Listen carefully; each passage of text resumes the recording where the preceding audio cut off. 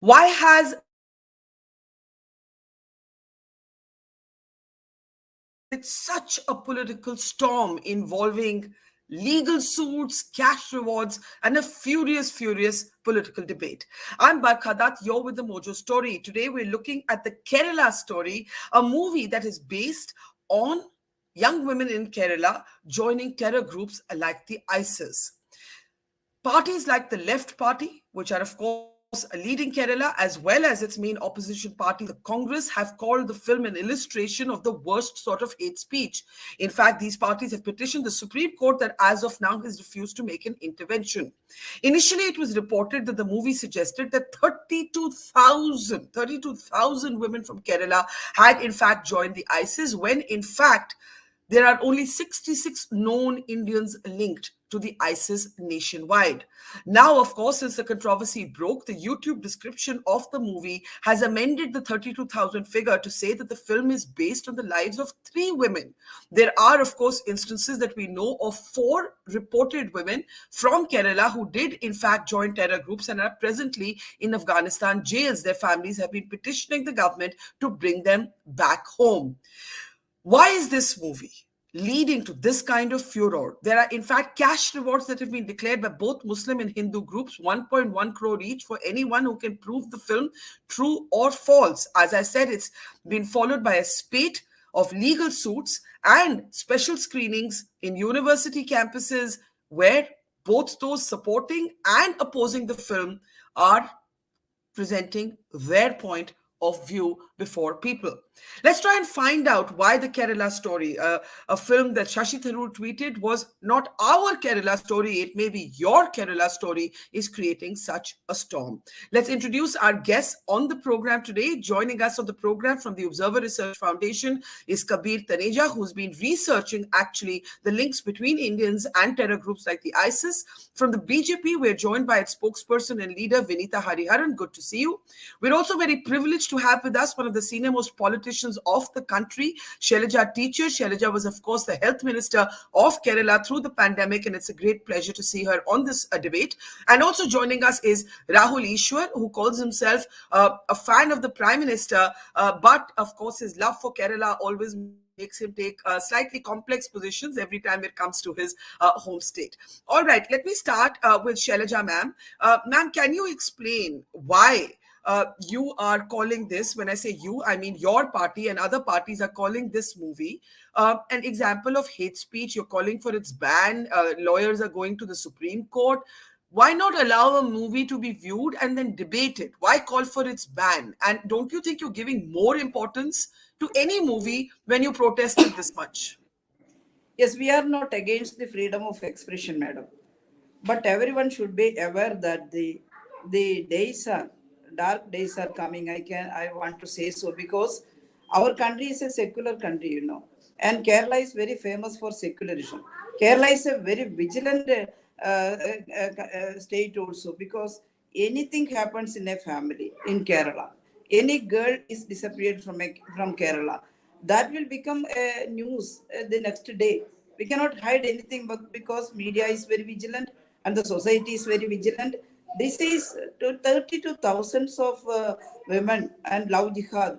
They are taken to this camp. How can we believe that thing? As our chief minister said, that is a lie. That is a lie from a big factory, because someone is trying to make India divided, or someone is make India according to the name of religion. Our secularism is under threat, actually under threat. Secularism is the backbone of India, free India, but it is under threat. Someone want to create some enmity among the poor community, this minority community. I am not denying the fundamentalism or the extremism in these communities. Not only in the minority community, in the majority community, there is some extremism and this kind of criminalism, etc. Not only the minority community. We should be aware of that. In the majority community also, the fundamental ideas and the cruel ideas are there. Genocide happened in our country. No one is making film about that Gujarat issue. Now they are saying that in Kerala, 32,000 women were there in ISIS, with ISIS. How can we believe that? We cannot do that. some conspiracy is going on to threat the whole minority community, and also to make some damage for the on the secularism. They want some gain out of this, the extremists. I want to say so. And Okay. we are not pro ISI. For the ISIS also, ISIS is a dangerous thing, a very dangerous. We should have to fought against ISIS. At the same time, we should have to fought against the fundamentalism and also the cruelty they are doing with the Indian society also.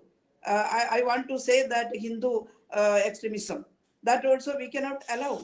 And film and dramas and news are coming to make some enmity in the society, to Yeah, but prove that why? they are correct. But a bad film, or if you find it a bad film, should be answered with a better film. We should never ask for bans. We should never ask for bans. Don't you agree with that? You can Yes, counter. madam, we are. You can counter. You can counter as you're doing right now. You can put forth your argument. But why ask for bans? Yes, we should have to do something, because the ruling party, the government, who is helping to propagate this kind of thing, we cannot discuss even in a large scale. They are it is propagating on always. Yes, once Nehru said the societies are normally conservative, but we want to make the society scientific. The societies are all societies are normally conservative. To that conservatism, they are adding fuel. They are propagating this thing. Sometimes the Hindus may thought about see watching this film. They may feel that, oh, this is the thing, and all this minority community, they are we cannot believe them. They are our enemies. That is creating. That is not a little thing. In a large scale. I fear. I remember the 1930s Germany, Hitler's period, how the false thing can attract people for sometimes, and how they fly like the flies in front of the fire, Okay, and let they me will summarize. sacrifice their life. We should have to Let me. prevent that. We are not against the freedom of expression or not for the Okay. ban of anything. Okay, let me just summarize your arguments. You're saying that someone watching this film could believe that Muslims in general are drawn to terror groups in Kerala. You believe it's an attempt to divide the society. Your party has called it the worst example of free speech. Let me bring in Vineeta. We actually have comments coming in from Mojo members. One person wants to know, did the movie maker release a disclaimer that it's a fictional movie? Another person who's from Kerala says, if Kerala is a vigilant society, which is 100% true, then why ban? He said in the book, I think he means the movie. Why ban the book? Doesn't the responsibility of informing the society better rest on political parties? All right, Vineeta, no party in India, including your own, has a great record when it comes to free speech. Nobody. We just institutionally do not have a great record. Where do you stand on this movie? The point is, all of you political parties form your positions based on which cause you're supporting. No one actually stands up for absolute free speech. Now, the movie makers have amended the YouTube description to say not 32,003. That in itself creates a crowd of somewhat credibility over the film, don't you think, Vineeta Hariharan? So, yeah, Barkha. So, I think the larger message is about the one is, of course, creative freedom. We always stand for creative freedom and creative expression. And I think filmmakers have to be given the freedom to express themselves. And if it's a reflection of a socioeconomic or a political reality, then it definitely has to be based on facts and figures, for which we have bodies, regulatory bodies like the censor board, which actually checks the veracity of the facts being portrayed, and if it's a reflection of true life. And if it's fiction, of course, there is absolute creative freedom for the producer or the director to make to make any film based on fiction, as long as it is within the frameworks of sensitivities and moral compass and whatever you call it. But as far as socioeconomic and political realities are concerned, we have bodies to check the veracity of facts and figures. That's the first argument that I would like to make. And the second argument is that why ban? Like, I just reiterate your point, Barkhan. You said, why do you ban when that shows a certain sense of defensiveness? Why do you ban such a film from coming out when, if we see, there is no smoke without a fire? And we all know the case of the ISIS and the huge terror link with the PFI and the ISIS, and about the women being converted So it's not about a Muslim or a Hindu But or a Christian. you About know, Vineeta, I'm sorry to interrupt you, but I remember this. I remember this time when George Bush, the American president, had come to India, and no, rather, I think the Indian Prime Minister had met him at the Oval, and one of the things that Bush asked Manmohan Singh is, how come such few Indian Muslims have joined terror groups? And when you look at the figure, and Kabir will tell us more about this, 66 known Indians nationwide makes it the smallest percentage of Muslims drawn to global terror groups anywhere in the world. We should be proud of this. We should be proud of this instead of this sort of suggestion that 32,000 from one state have joined no, ISIS. Barkha, but we can never be proud of anything big or small if We it is should be linked to a proud big of terror how small. organization. We should be proud not of the 66, obviously. We should be proud of the fact that our sort of pluralism has worked to the degree that a minuscule, very minuscule percentage are drawn to global terror groups, unlike countries in the Western Europe. That's the point I'm trying to make. Obviously, So, no one's proud of the 66. We're very concerned about them. Obviously, I'm only saying that the fact that we have amongst the lowest percentages of the world drawn to these global terror groups should give us a sense of security and pride. Our pluralism is working. so then, yeah, the argument falls on its face when we say that we are not a secular country anymore, and if we are a pluralistic country, as you say, then so whatever the size of the scale, Barka, I would like to throw the argument, the other side. When you say that it's big or small, it's a cause of concern, and we are trying That to I ring fence agree. the country. That I agree. That I agree. Yeah. Absolutely. So we are trying to ring fence a country against all kinds of security threats, and I think every other Indian today would definitely agree that we are definitely more secure and strong as a nation, and we are projected as a formidable force in the global platforms, be it G20 or be it any other platform that we have today.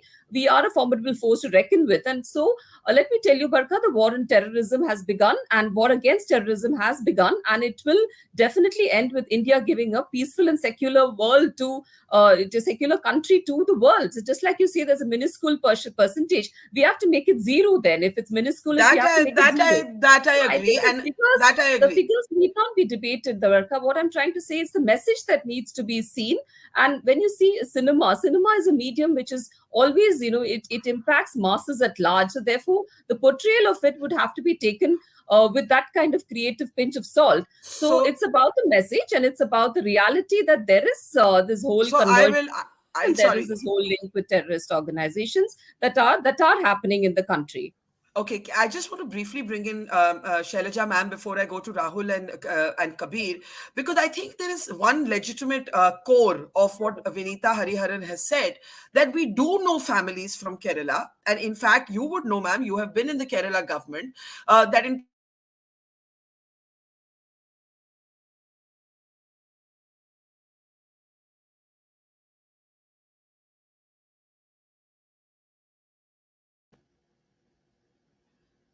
ma'am, can you hear me? Yeah, yeah. Yeah, Shailaja ma'am, how do you respond to the fact that there are cases in real life where women are presently in Afghanistan jails, where their families have in fact petitioned the court to bring them back home? So while you can say that the movie is exaggerating or distorting, can you be in denial Yes, about the yes. fact that these cases have actually taken place in real life?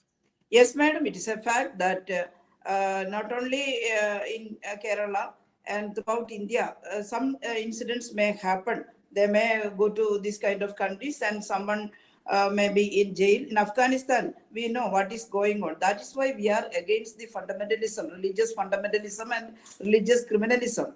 That we are not denying. But you are exaggerating these things, that 32,000 women from Kerala is now in the ISIS with ISIS. Where did you get the figure? That is the film should be, the fact should be true, Factual error should not happen. Otherwise, you are saying that some women are there, went there. But how can you say 32,000 were there from Kerala? And also, the Taliban and Afghanistan thing, we are comparing this to Hindu fundamentalism also. That is the reason. Vineeta is now saying that. But can you compare? Is that an accurate comparison? Isn't that where the left begins to lose the argument? You can ideologically oppose Hindutva, but you cannot compare Hindutva to the ISIS. Ma'am, this is where No, you no, I lose, am you not begin to comparing. lose I the am not argument. comparing. Yeah. Madam, I am not comparing Hindutva to ISIS, you know. Yes, then? How this ISIS formed? You should think about that. The religious fundamentalism at last reached there, definitely. Now, Vineeta madam is saying about secularism in India. But what is the propaganda? They are going to make India a Hindu Rashtra. If India become a Hindu Rashtra, this Rashtra also becomes same as Afghanistan or like that in future. Only secularism is the safeguard for our security of our country. That is why we are saying, I am not comparing ISIS to Hindu fundamentalism here, you know. But Okay. every fundamentalism, every religious criminalism that goes to this kind of things. We Okay. fear that. We didn't want to our country to convert as a Taliban or Afghanistan thing.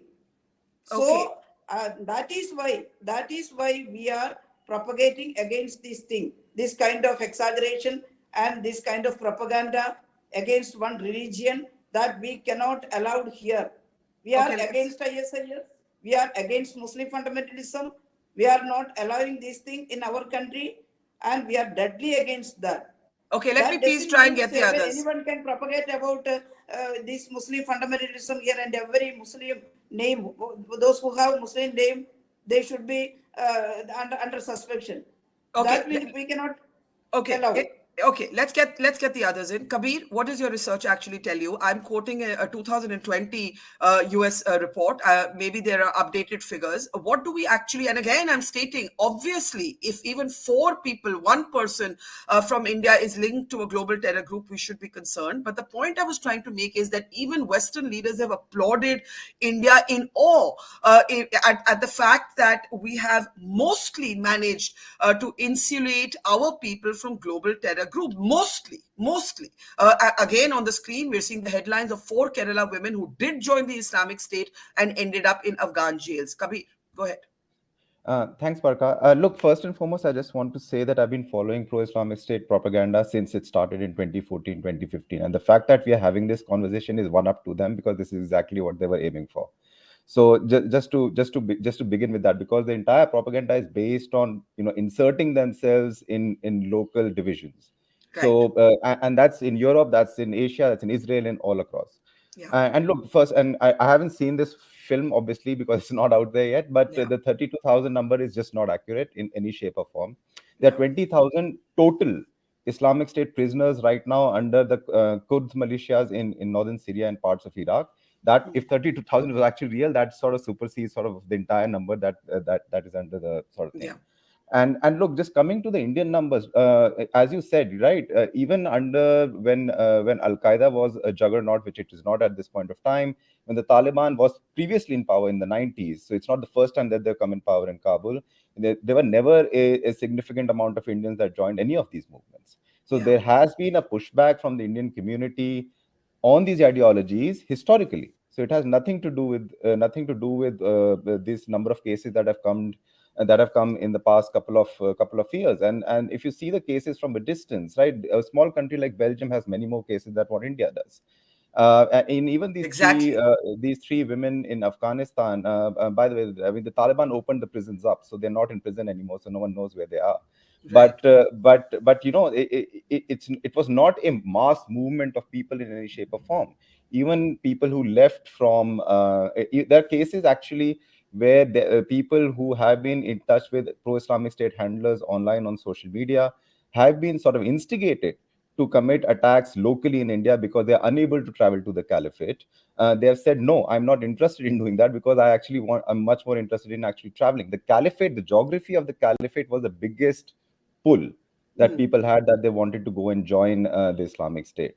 mm. And since that has diminished since 27, 2018, we've seen the number of cases also sort of disappear very slowly. So, any of these sort of 32,000 numbers, or even the overbearing sort of limelight we have on these three cases in Afghanistan, there were actually much bigger cases that happened in 2014, 2015. So we have to see it much more pragmatically based on data and the research that has been done, rather than Is a there simple. something? Is there something about Kerala in particular? Because you've recently this, therefore. The numbers you've contextualized very well, that there are 20,000 overall ISIS terrorists who were taken into prison. Is there something, because you've looked at Kerala closely, separating the political rhetoric to keeping it to one side? What do you see? Yeah, I mean, look, outrightly numbers is a lot of it has to do that the number of people that work in the Middle East from Kerala is extremely high, and the number of people that work in the Middle East from other states is lower. So the number of the travel of ideologies, the travel of thinking, the travel of money is much more significant between Kerala and other South Indian states than parts of the east or the north and so on and so forth. And you have to remember that the footprint of Islam in general is much stronger or it was first actually came to the southern parts of India than in the north. And the kind of radicalization in Islam that we see in Islam that we see in north, whether it's Deobandi and Barelvi and so on and so forth, is quite different to what it is in the south. So there was a much more affinity towards what the caliphate, the geography of the caliphate was selling. Not necessarily just the ideology, but the idea of staying in a pious Sharia land was what was the biggest pull. Yeah, but I'm really struck by that one sentence, and I want Vineeta also to internalize it as I go to Rahul, that a small nation like Belgium, has actually sent more people from Belgium have gone to join the ISIS than from India nationwide, forget Kerala alone. And Vineeta, no one is taking the point that the fault lines should be ignored. As Kabir says, this is what terror groups like the ISIS would want, to insinuate themselves in the middle of some domestic conversation where the fault lines are fragile. Rahul, it's over to you. Barkhaji, 2 or 3 submissions. One, I'm basically a Hindu activist who takes up such cases. First of all, let me appreciate the movie for drastically reducing the numbers from 32,000 to 3. I think that's more factual, as we all know. The other 32 numbers, I don't think Kabirji was very kind when he says it's not accurate. Let us all be very honest. 32,000 is a big lie.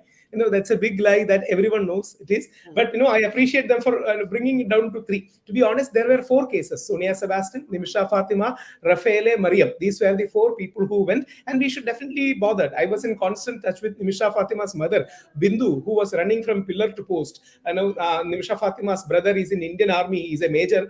She grew up in a temple, near a temple called Artigal, where my marriage happened. So it's a very emotional thing. We should respect it. But second point, why these kind of narratives happens is also something we should definitely understand. See, we all know there is an Islamist strand who is bent upon forced conversion. Even Mahatma Gandhi's son, Harilal Abdullah Gandhi, was forcefully converted and he later came back. But there is another reason too, another side of the spectrum. Being a Hindu, it is my responsibility to point out. Ambedkar ji rightly points it out years ago. A caste, Hindu is a collection of various castes. A caste has no feeling that is affiliated to other castes except when there is a Hindu-Muslim riot. This is the famous words of Baba Saheb Ambedkar. So Hindu community is divided into various castes. Unless we have an enemy on the other side, unless we have an other on the other side, unless we have a Muslim enemy, we don't feel being united. That's the reason why continuous lies of love jihad, land jihad, halal jihad, mark jihad, UPSC jihad, all the kinds of lies are being propagated because we Hindus lack a unity. The core reason is, just like our Christian brothers and Muslim brothers have a Sunday and a Friday, their satsang or their church or most gatherings, we Hindus don't have such gatherings. So our hardliners create an imaginary Muslim enemy or an other enemy to unite us, to scare us and unite us. Kerala is home to Nayar, Irava, Pulaya, Paraya, Brahmin, Dhivara, various kind of forward and backward communities. They are not at all united. So when there is a Muslim enemy, we tend to feel more united. That's the entire agenda behind this. And especially, I totally believe in the Hindu-Christian political idea that is being floated now. But I believe Hindu-Christian unity should be achieved without Islamophobia. Because, one in every 4 Malayali, or at least 1 in every 3 Malayali, more than 1 in 3 Malayali is a Muslim. So we cannot otherize them. We cannot villainize them. But can I ask you, as one of our comments from Yash, one of our members comes, there should be no ban. What is the difference between the central and the state governments when it comes to freedom of creative speech, even if it's fictional? Rahul, and then I want the politicians to take this. Yes. Just to lines, it shouldn't be banned. It should be open. They are raising a very important issue. Of course, they have astronomically exaggerated it from 4 to 32,000, nearly 10,000, nearly 1,000 or 10,000% they have exaggerated. We all know that. I mean, everyone knows that, even though they don't admit. But let us not ban it. Let us debate the merits and demerits. Let us have an anti-forced conversion law, which Mahatma Gandhi demanded 80 years ago, and let us not have Islamophobia. I believe in Hindu-Christian unity, but without Islamophobia. Muslims are otherwise itself insecure. There is no point in persecuting them and making them feel more secure. We should have a much more honest, pluralistic stance. Let's get responses to this. Shailaja, teacher, why call for bans? What makes, as the question, as our audience member asked, the CPM different from the BJP, or the Congress? All of you have different histories of bans and censorships. Why not somebody stand up for free speech? Why not take the progressive position saying, we disagree with this movie, we believe it is a distortion, we believe it is poor on facts, but you know what? We will argue this in public. We will counter misinformation with information or better information. Banning anything is not a final solution, I also believe that. But big lies should be banned. As Gibbon said, select a big lie and tell it in symbol and propagate it. That is a very, very, very great danger to the society, 32,000 become 3. How simply we are saying that thing? 32,003. What is the difference? That should be banned, That wrong message, that wrong thing. Factual errors. It is not an error. It is intentionally stated like that. The filmmakers know how much is that. We are not agree with the ISIS or taking these poor girls to ISIS camps and making these atrocities. We are deadly against that.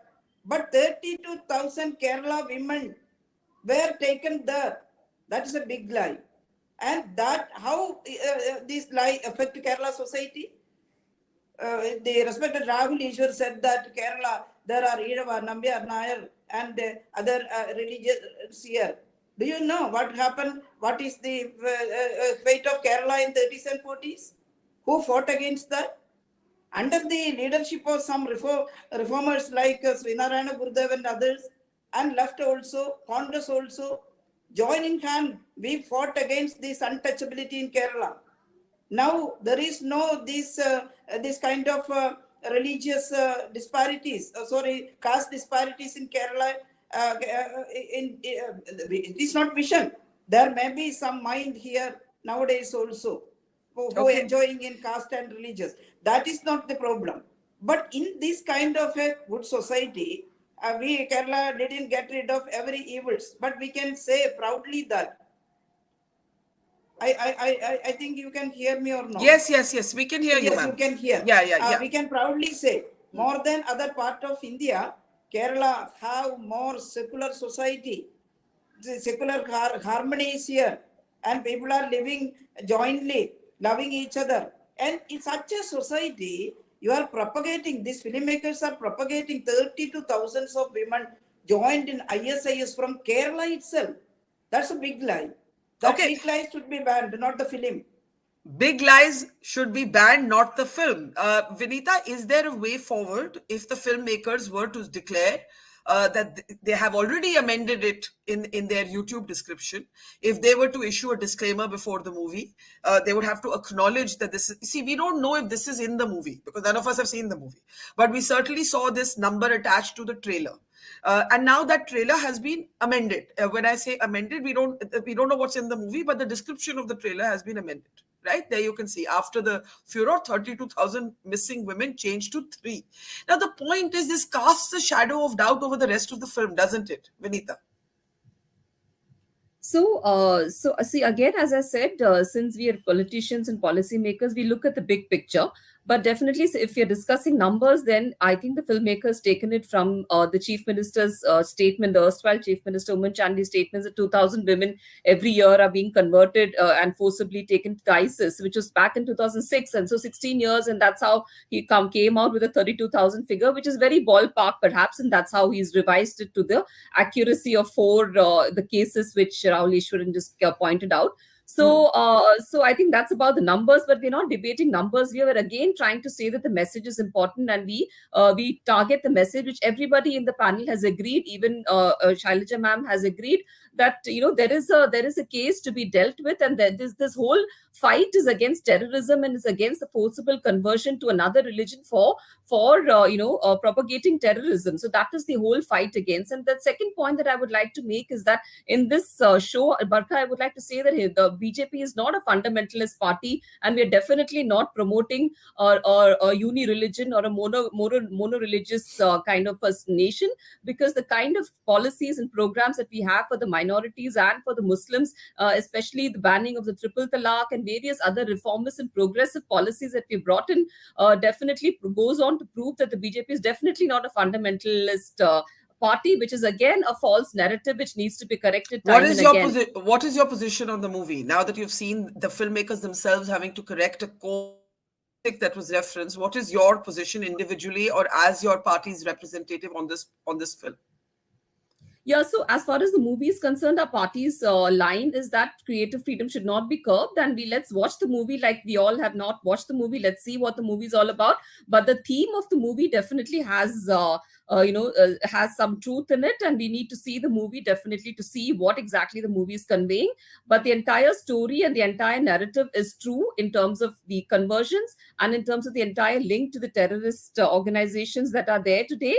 And also the crackdown on the PFI recently that has happened is also a reality that we need to take into account. So there is no smoke without a fire. And I repeat that let's look at the big message and not a debate on numbers here.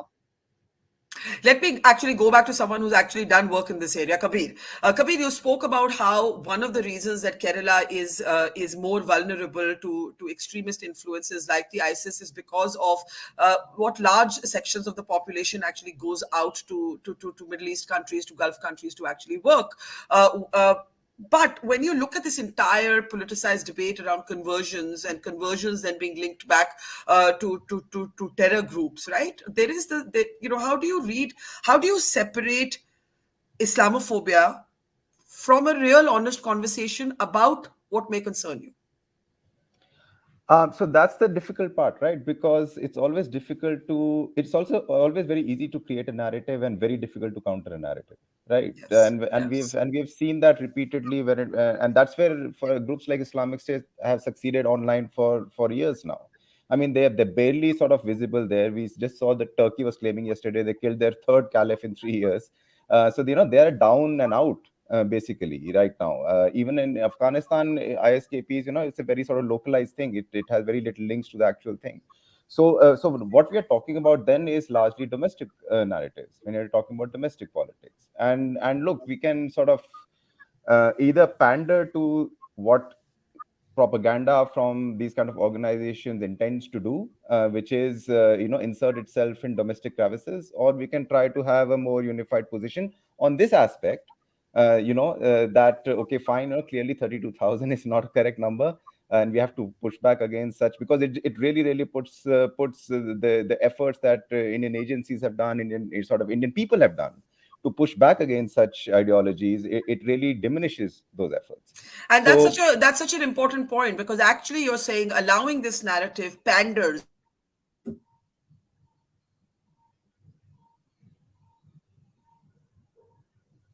hello.